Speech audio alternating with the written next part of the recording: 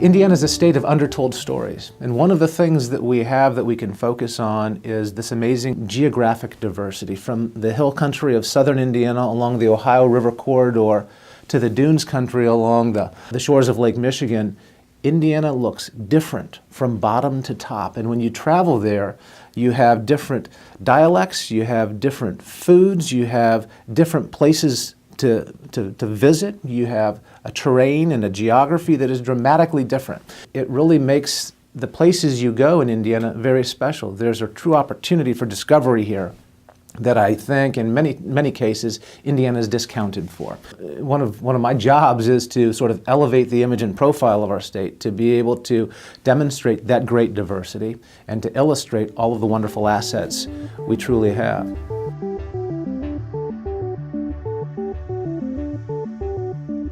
The travel, tourism, and hospitality industry is very important, and today we know that travel, tourism, and hospitality generate roughly $10 billion in economic impact to our state through direct and indirect spending, so a significant contributor.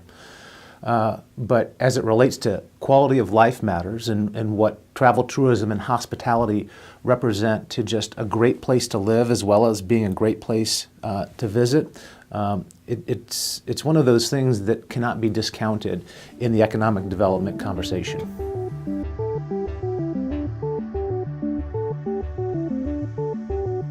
When CEOs, when decision makers and site selectors are making decisions about places to relocate businesses or grow businesses, they first visited that place as a leisure traveler. And so they had a sense for it at a different level than they do as a business decision maker. You know, they have certainly a number of incentives they need to consider. Does this make sense for my business? But at a more human and personal level, is it a great place to live? Is it a place where I can see a workforce thrive?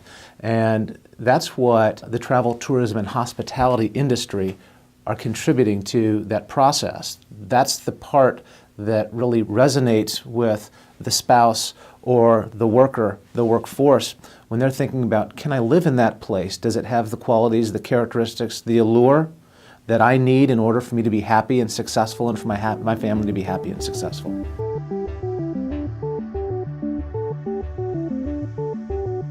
Certainly investing in mobile or social or digital media, that's important, but there's still a large segment of our society that embraces the use of print as a way to learn what we have, to get their messages. We still use a printed travel guide very effectively. We print 500,000 of those on an annual basis, but we have a strategy in place that enables us to put it directly into the hands of the consumer, who have a propensity to spend and a desire to travel in a leisure way, to experience new things, the assets of Indiana as one example. So we figured out, how do we get to those households in Chicago or St. Louis or Cincinnati and Louisville? We know how to target those households, we know how to reach them. So of that 500,000 printed travel guides that we produce, half of those are actually going direct to households, so that we're motivating travel through that medium. But you also have to have a means to keep that initial outreach and that connection sticky. So what you're talking to them about or sharing with them, it stays in their consciousness. So we're in the process right now of developing a brand for Indiana, a consumer brand for Indiana, that we think will resonate and unify our state from top to bottom. It's a brand that truly defines who we are as the Hoosier state. In many ways, we're sort of a disconnected state. We're regionalized. There's northern Indiana, central Indiana, and southern Indiana.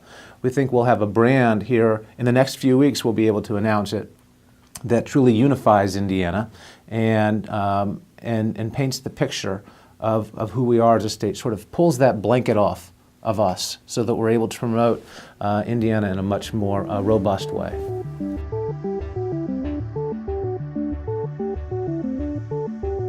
We maintain a Facebook page. We've developed a pretty strong Facebook community. We also have a really strong Twitter community. I mean, when I leave here, I'll be tweeting about my experience in Valpo. The travel guide is a great way to do it. We've also developed a tablet version of it as well. And you can download our travel app. It's called Travel Indiana. The other thing is using our website, visitindiana.com, and there you can actually do trip planning. If you have an interest in seeing other parts of Indiana, we'll actually help you construct your ideal Indiana trip.